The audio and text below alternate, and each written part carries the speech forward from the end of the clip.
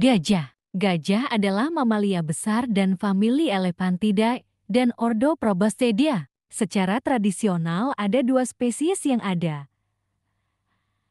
yaitu gajah Afrika dan gajah Asia. Bukti menunjukkan bahwa gajah semak Afrika dan gajah hutan Afrika merupakan spesies yang berbeda.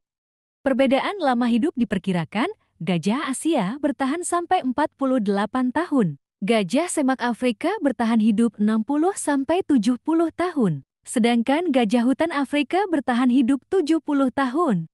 Ditinjau dari segi habitat, gajah merupakan hewan herbivora yang dapat ditemui di berbagai habitat, seperti sabana, hutan gurun, dan rawa-rawa. Mereka hidup bergerombol hidup di dekat air.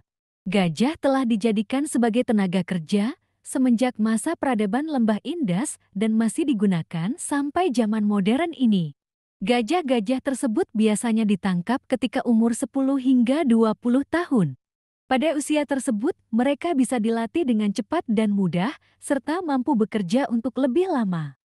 Mereka biasanya ditangkap secara tradisional dengan menggunakan perangkap dan lasso. Semenjak tahun 1950, mulai menggunakan obat penenang. Tupai. Tupai adalah segolongan mamalia kecil yang mirip dengan bajing. Secara ilmiah, tupai tidak sama beda jauh kekerabatannya dari keluarga bajing. Tupai adalah tergolong mamalia kecil yang mirip dengan bajing.